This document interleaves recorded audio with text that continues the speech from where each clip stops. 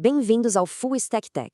Se você gosta de análises diretas sobre tecnologia e IA, já deixe seu like e se inscreva no canal. Vamos começar com uma pergunta bem direta. Será que uma API genérica está secretamente matando a inovação dentro de uma empresa? A questão é que muitas, mas muitas organizações mesmo, enfrentam um gargalo oculto que deixa o desenvolvimento numa lentidão terrível, a famosa API de tamanho único. É aqui que a gente vê essa tirania em ação, sabe? Uma única API genérica tentando servir a todo mundo. É aquele clássico one size fits all que, na prática, em arquitetura de software, quase sempre acaba virando one size fits none. Ninguém fica satisfeito. O conflito principal está aqui, bem na nossa frente. Plataformas diferentes têm necessidades que são basicamente opostas. O cliente mobile, por exemplo, precisa de dados leves, compactos, tudo para economizar bateria e funcionar bem em redes que, convenhamos, nem sempre são estáveis.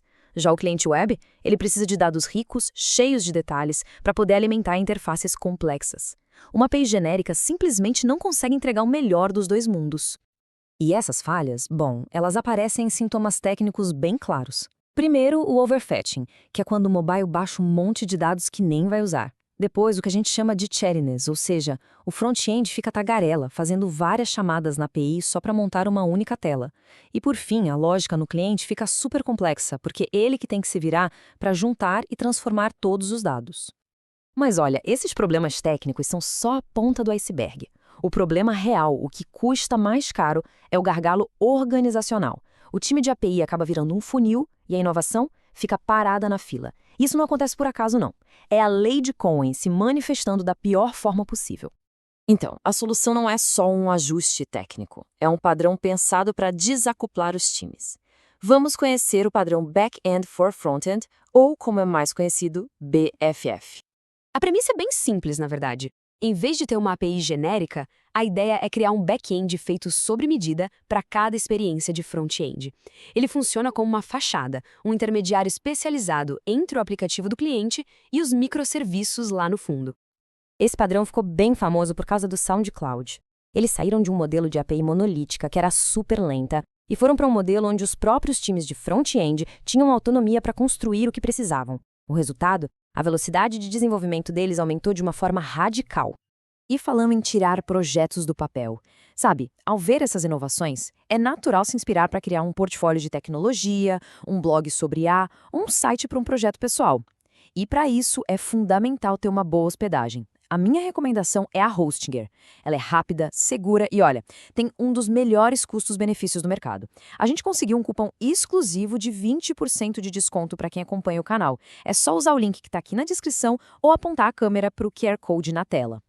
Agora, atenção para um ponto que é crucial. A ideia não é ter um BFF para o iOS e outro para o Android. O princípio que guia essa decisão é o seguinte: um BFF por experiência de usuário. Se a experiência no iOS e no Android for a mesma, eles podem muito bem compartilhar um único BFF mobile. A fronteira aqui é o UX, a experiência, e não a tecnologia por trás. É exatamente por isso que uma empresa como a Netflix tem vários back-ends. Pensa bem, a experiência de usar o serviço numa Smart TV é completamente diferente de usar no celular. As necessidades de dados, as interações, tudo muda. Isso justifica, e muito, ter back-ends separados e dedicados para cada uma dessas experiências. Certo? Mas o que um BFF faz na prática?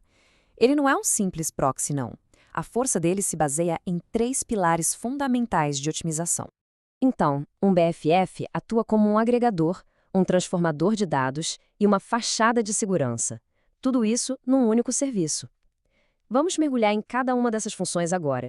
Primeiro pilar. Ele acaba com aquela conversa fiada do cliente com a API. O cliente faz uma única chamada e o BFF se vira para orquestrar as 5, 6, quantas chamadas forem necessárias para os serviços de back-end. Isso tira a complexidade da rede móvel, que é lenta e instável, e joga para dentro da rede do data center, que é super rápida. A performance percebida melhora drasticamente. Segundo pilar, ele transforma os dados.